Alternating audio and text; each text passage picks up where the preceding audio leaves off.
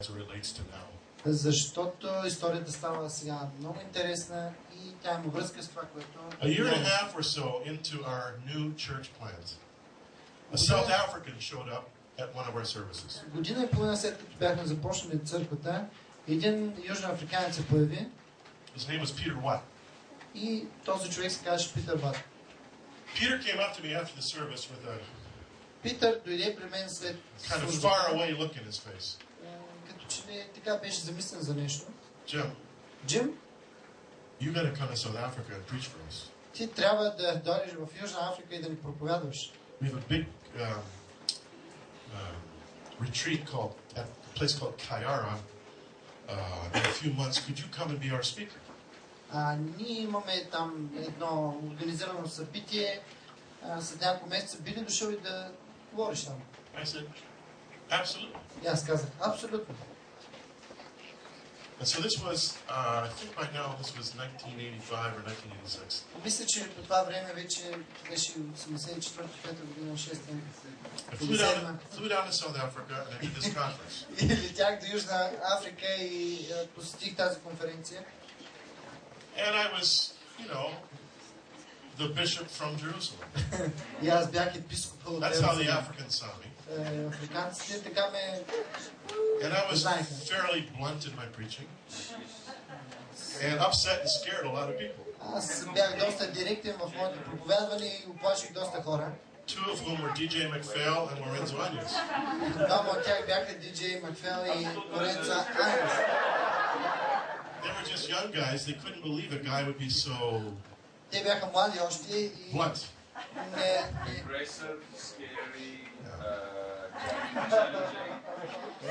И те не вярваха, че един проповедник може да бъде толкова смел и твърд и... It's amazing what you'll say under the anointing, right? Какво да правим, като дойде помазанието? Anyway. Всъщност. This began a powerful, growing relationship with the Assemblies of God, South Africa. Това установи едно дълго, така растящо и здраво взаимоотношение с 50-ната църква в Африка. We brought Kath and I and our kids down the next year for the general conference with 4,000 delegates. Следващата година аз, моята съпруга и децата посетихме all across the country. Една огромна конференция от 4000. Wherever we're going, we're meeting young pastors like DJ, like Donovan Kotsia, like Lorenzo, like so many. Всякъде, където ходихме, срещахме такива млади пастири. And they couldn't get enough of me because they were living under apartheid. South Africans were closed off from the world. И те не можеха да се насъдят достатъчно на времето, което имахме заедно, защото те живееха под този режим на апартейт. And they were operating under a very controlling apostolic church model. И те действаха под един много контролиращ апостолски модел по това време, който... It was like I'd come from another planet. И все едно идвах от друга планета за тях. Така им изглеждаш. Now, I didn't know. Сега аз не знаех. The Lord was setting us up in the 80s. Бог ни събираше заедно през 80-те for the new millennium. За новият милениум. Whatever God's doing in your life now is preparation for what He'll be doing with you in the future. Това, което Бог прави с вас сега, ще бъде нещо, което Бог ще използва за вашето бъдеще. A guy by the name of Malcolm Heading called me one day in Jerusalem. Един човек на име Малкъм Хедин ми се обади. I didn't remember Malcolm. I guess I'd met him. Може и да съм го срещал преди, но He was pastoring in Durban. Той беше пастор от Дърбен. He says, Jim, I believe the Lord wants me to come and work with you. И той каза, Джим, мисля, че Бог иска да дойде да работи с теб. Now, you know what? Знаете ли какво? I've had so many guys say they want to come work with me. Толкова много хора са ми казали, че искат да дойдат да работят с мен. И с цялото си уважение към тях. The Lord hasn't spoken to me about it. Господ не ми е говорил на мен.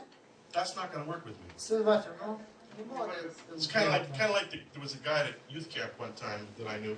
Един човек... His approach to girls was, God has told me that you should go out with me. Един младеж ми казваше как Господ ми говори да се ожени за тази или за онази, или да излиза с тях. A lot of girls got sucked into that. И много момичета се хващат между другото на такива работи. How do you argue with God, right? Как да спориш с Бога, нали? Щом Бог му е казал?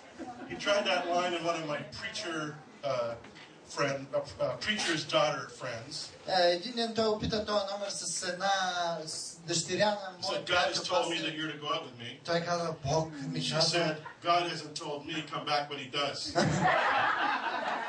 Той каза, Бог ми каза да излизаш с мен и тя каза, ами на мен Бог не ми е говорил, когато ми проговори, тогава се върни и ще говорим пак.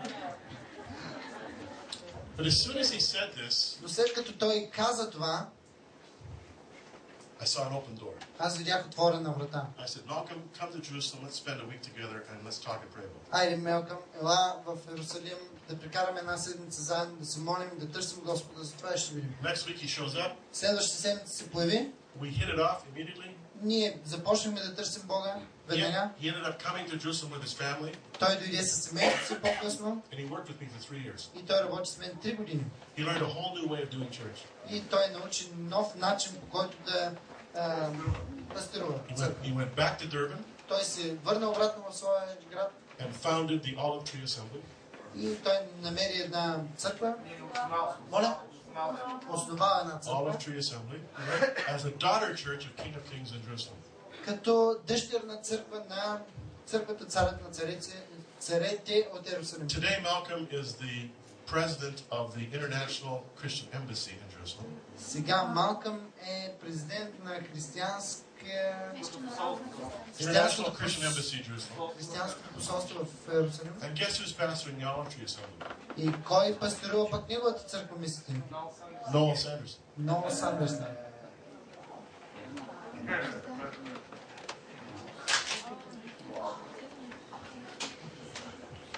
When Kathy and I went back to Canada after 7 years in Jerusalem, Когато Кати и аз отидахме обратно в Иерусалим след 7 години, for 8 years we did daily national television. в продължение на 8 години ние участвахме в една телевизия. And the problem with daily live television is it's so live and it's so daily. Проблема с едно телевизионно предаване, което е наживо всеки ден, е, че е наживо и е всеки You ден. can't do anything else. Не можеш да правиш нищо друго. Malcolm had been after me for years to come and spend time with the Olive Tree Assembly and with his leadership. Малка ме канеше да прекарам време с неговият водачески тим в неговата църква от години. When we finished doing TV after 8 years, Когато приключихме с телевизията след 8 годишна работа, I took the pastorate of Broadway Church in Vancouver, аз станах пастир на една църква в Ванкувър, a very big, prosperous church. една много голяма и така благоуспяваща църква. But I said to Malcolm, now I can do it. И аз казах на Малкъм, сега мога да So in дойда. August of 99, Така че през август 89-та година, 99-та, Kathy and I were in Durban. аз и Кати отидахме в Дърбен.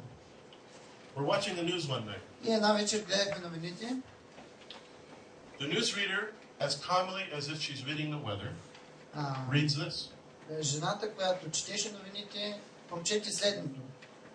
The government have just released a report Правителството току-що даде едно съобщение, indicating that in the past 12 months, като посочва, че през последните 12 месеца life expectancy in South Africa очакване раждаемостта, която се очаква в Африка, has gone down 10 years because of HIV/AIDS. продължителността на живота е спаднала с 10 години поради СПИН. 10 years? 10 години. This would be a scandal. Това е направо ще бъде скандално в Северна Америка. I felt like I'd been kicked in the stomach. Сякаш някой ме беше ритнал по стомаха. I hardly slept Така that се night. почувствах. I hardly slept that night. Едва успях да заспа тази The нощ. next day, I went to a meeting of pastors in Durban. Отидах на една среща с пастири в Дърбен. I wasn't invited, I wasn't expected. Не бях поканен и не бях очакван. They call it a fraternal there. Те го наричат Here you call it a ministerial, perhaps, or whatever. Тук го наричате по друг начин, сигурно. I walked into that meeting and I was Влязах already, в това събрание там. I was already more insane than sane. И аз бях вече доста полудял. They knew who I was. Те знаеха кой съм. I'm bigger and louder than all of them. Аз съм по-така як и What could they do? по-шумен от тях, така че какво можеха да направят? I pointed my finger at them. Аз посочих пръста си към тях I said, guys, what are you doing about HIV/AIDS? и ги питах, господа, какво правите с спина?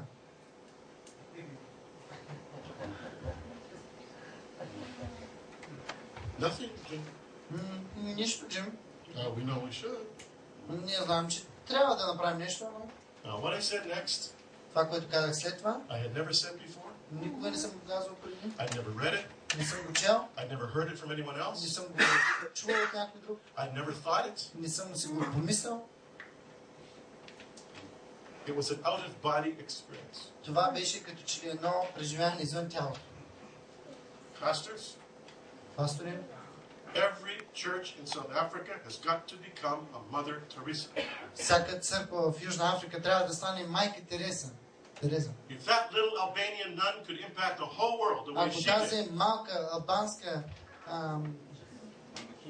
монахиня можа да преобърне света, by ministering to the dying in the streets of Calcutta, като служеше на умиращите в Калкута, what can the thousands of churches in South Africa do with this death culture that's descending on your nation? какво могат да направят хиляди църкви в Южна Африка с тази смърт, която спохожда вашата нация? What's more, there's four things you've got to emphasize. 4 неща трябва да наблегнете на тях. You have to have a major awareness campaign.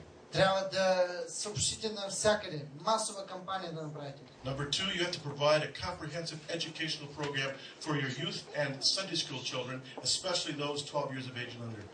Номер 2, трябва да осигурите една образователна програма за младежите и децата, особено под 12 години.